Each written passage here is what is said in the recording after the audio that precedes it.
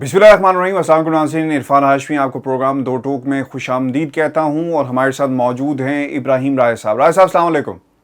वालेकुम अस्सलाम। राय साहब, आपको याद होगा 2016 के अंदर जब पनामा पेपर्स आए तो इसने पाकिस्तान के जो सियासी मंजरनामा था इसे तब्दील करके रख दिया। वज़ीर आज़म साहब को घर जाना पड़ा, हुकूमत को मुश्किलात का सामना उनकी करना पड़ा और फिर एक नैरेटिव डेवलप होता है, केसेस चलते हैं, अपीलें होती हैं। आज जो फैसला आया, एक तो ये भी सवाल है कि क्या आप समझते हैं कि सियासी मंजरनामे को तब्दील करेगा, क्योंकि पेंडोरा पेपर्स के अंदर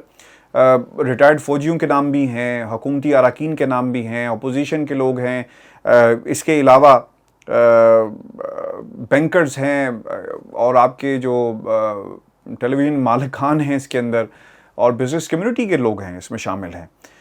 एक तो तरीक़ाकार क्या अपनाया जाएगा, ये एक बहुत इंपॉर्टेंट सवाल है। इसको कैसे आगे लेकर चलेंगे, सियासी मंजरनामा तब्दील होगा कि नहीं होगा। इससे पहले कि आप इस पर जवाब दें, मैं ये ज़रूर चाहूँगा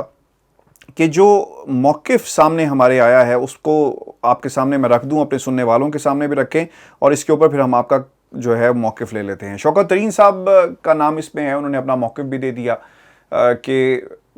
ज़रूर मौजूद थी, उन्हें डिक्लेयर किया गया, लेकिन जो सवालनामा था ICIJ का, ई बिल ऐसी कोई मौसूल नहीं हुई। फिर उन्होंने फैसल वाडा की के हवाले से भी कहा कि उनकी भी कंपनीज़ हैं। मूना सलाही साहब का भी बयान सामने आया, उनके स्पोक्स पर्सन के ज़रिए आया, ख़ानदान के लोग जो हैं। फिर अब्दुल अलीम खान साहब का नाम है, उन्होंने कहा कि जनाब बिल्कुल हैं और इसने डिक्लेयर किया गया है और FBR के रिकॉर्ड पे भी मौजूद हैं। फिर इसहाक डार के बेटे अली डार का नाम है इसके अंदर और उसके ऊपर भी लेटर आ गया। फिर खुसरो बख्तियार साहब का नाम भी आ गया है। फिर फ़ौजियों के नाम हैं, इसके अलावा और बहुत सारे लोग हैं जिनके नाम इसके अंदर शामिल हैं।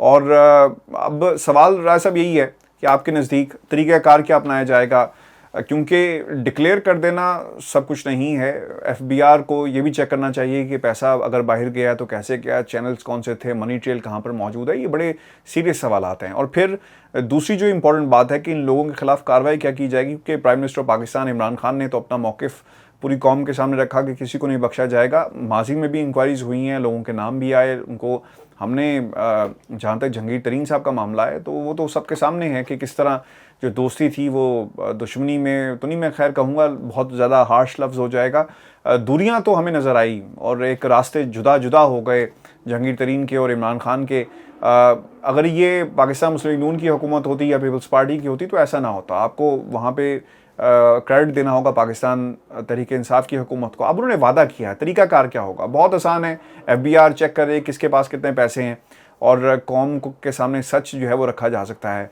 सियासी मंजरनामे पर क्या तब्दीलियाँ देखते हैं और लीगल तरीका क्या होगा और इफ़ेक्ट क्या होगा, और जहाँ तक जो रिकॉर्ड पे चीज़ें मौजूद हैं राय साहब, वो तो ये कहती हैं कि जो कंपनीज़ हैं इनका होना गलत नहीं है, इल्लीगल नहीं है, लेकिन जो एक्टिविटीज़ अगर इसमें की जाएँ गलत तो वो इल्लीगल होंगी। जी देखें हाशमी साहब, लगता यह है कि मुस्लिम लीग नून ने एक मरतबा फिर मिठाई खाने में और लड्डू बांटने में और लड्डू खाने में बड़ी जल्दी की है। बिल्कुल उसी तरह जिस तरह से पैनामा पेपर्स का जब मामला सुप्रीम कोर्ट गया था और अदालत ने पहले मरहले में मियां नवाज शरीफ को नाअहल नहीं किया था और एक JIT बनाई थी, तो उस वक्त हमने देखा था कि किस तरीके से शहबाज शरीफ मियां नवाज शरीफ को मिठाई खिला रहे थे और मिठाई खिलाने की बाकायदा तस्वीर भी जारी की गई और ये कहा गया कि शहबाज शरीफ की जानिब से मियां नवाज शरीफ को बड़ी मुबारकबाद दी कि आप नाअहल नहीं हुए और आपके खिलाफ जो केस है वो झूठ साबित हो गया। लेकिन बाद में पता ये चला कि उस JIT ने तमाम एविडेंस इकट्ठे करके कोर्ट में पेश कर दिए और उसके नतीजे में मियां नवाज शरीफ को नाअहल होना पड़ा। तो यही जो पूरा मामला है, ये जो पेंडोरा पेपर्स आए हैं, इसमें भी हमें देखने में आया कि एक दिन से यानी तकरीबन कोई 36 घंटे से जो अपोजिशन थी वो बड़ी एक्साइटेड थी, बड़ी बड़ी प्रेस कॉन्फ्रेंसेस की जा रही थी और एहसन इकबाल तो इतने एक्साइटेड थे कि उन्होंने छुट्टी के दिन एक प्रेस कॉन्फ्रेंस कर दी और इस प्रेस कॉन्फ्रेंस के दौरान उन्होंने कहा कि वज़ीर आज़म इमरान खान का नाम बराह रास्त आ गया है पेंडोरा पेपर्स में, इसलिए वज़ीर आज़म इमरान खान को इस्तीफा देना चाहिए। और वो जो एक कन्फ्यूजन क्रिएट हुई थी जिसको बार बार हुकूमती रहनुमा क्लियर भी कर रहे थे ज़मान पार्क के हवाले से कि इसका वज़ीर आज़म इमरान खान से किसी किस्म का कोई ताल्लुक नहीं है, लेकिन अपोजिशन का पूरा जो ख्याल था और उनकी जो एक्साइटमेंट थी, उनका जो बड़ा एक पुरजोश वो नज़र आ रहे थे, وہ صرف اس وجہ سے تھا کہ چونکہ یہ زمان پارک کا نام آ گیا ہے تو اس کا مطلب ہے کہ وزیر اعظم کی یہ آف شور کمپنی لازمی ہوگی. اس کی بنیاد پر ہم جیسے پیناما کے طرز پر میاں نواز شریف کی نااہلی ہوئی تھی تو اسی طرز پر کوئی وزیر اعظم عمران خان کی نااہلی بھی ہو جائے گی. لیکن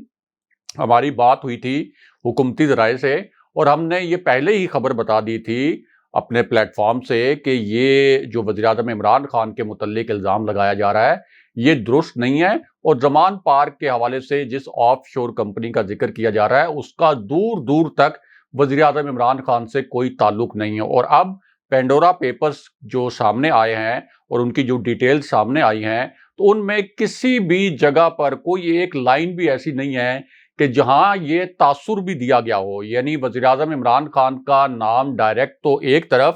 یہ تاثر بھی نہیں دیا گیا کہ کسی آف شور کمپنی سے وزیر اعظم عمران خان کا کوئی تعلق ہے. تو وہ جو انہوں نے مٹھائی جلدی کھائی تھی وہ اس وجہ سے بھی اب ان کو واپس سے الٹی پڑ گئی ہے کہ اسحاق ڈار کے جو بیٹے ہیں علی ڈار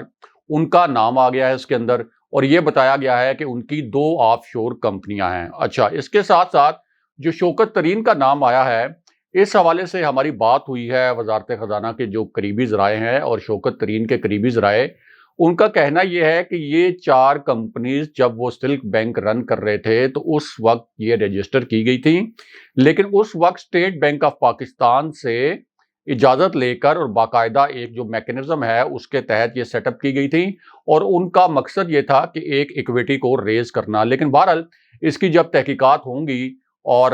تحقیقات میں پھر یہ معاملہ پتہ چلے گا کہ شوکت ترین کا موقف ان آف شور کمپنیوں کے حوالے سے ٹھیک ہے یا غلط. اسی طرح علیم خان کی ایک کمپنی جو سامنے آئی ہے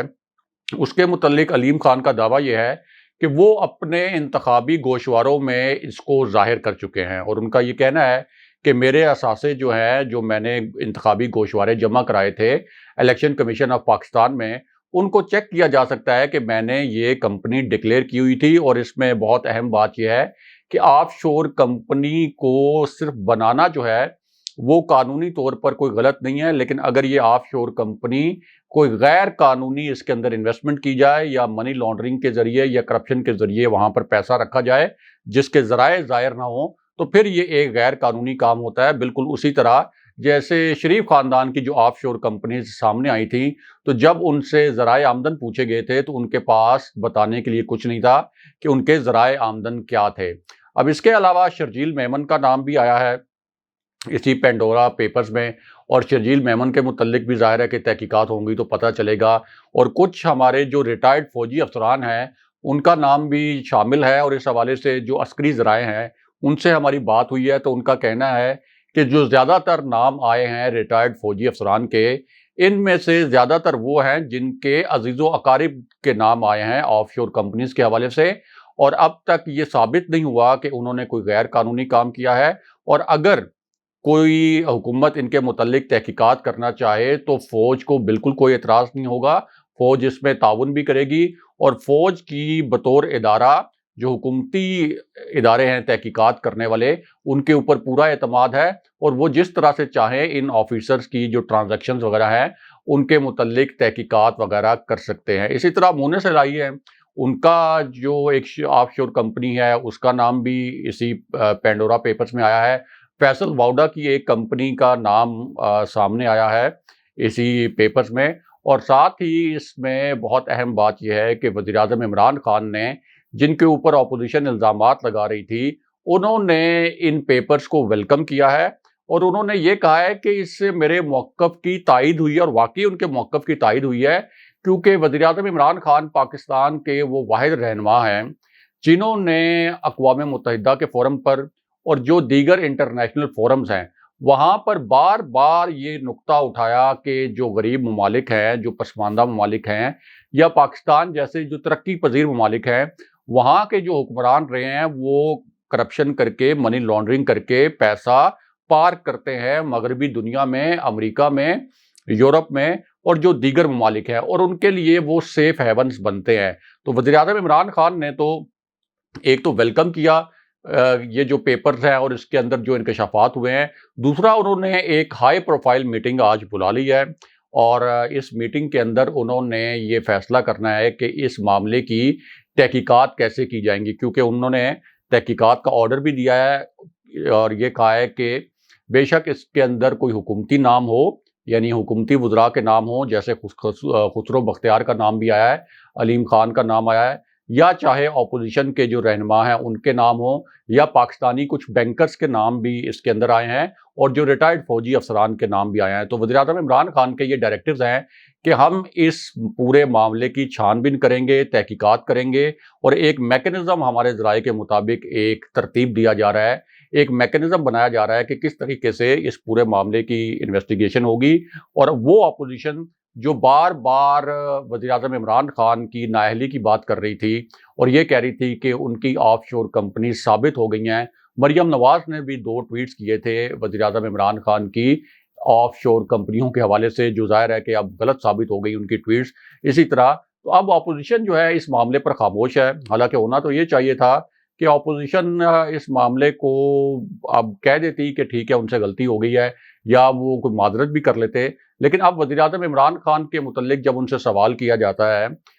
2-3 ٹی وی چینلز پر ہم نے دیکھا مسلم لیگ نون کے رہنما موجود تھے، اور ان کے جب بیپرز لیے جا رہے تھے تو ان سے پوچھا گیا کہ اب آپ کا کیا موقف ہے وزیراعظم عمران خان کی آف شور کمپنیوں کے متعلق جو آپ نے الزامات لگائے تھے اور جو دعوے کیے تھے اور ان سے استعفیٰ بھی مانگا تھا۔ تو وہ جتنے بھی رہنما ہیں مسلم لیگ نون کے، وہ اب اس بات کا گول مول سا جواب دے دیتے ہیں، اور اب اس بات پر آتے ہی نہیں ہیں کہ انہوں نے کس طریقے سے وزیراعظم عمران خان پر یہ الزامات لگائے تھے۔ تو اپیرنٹلی لگتا تو یہ ہے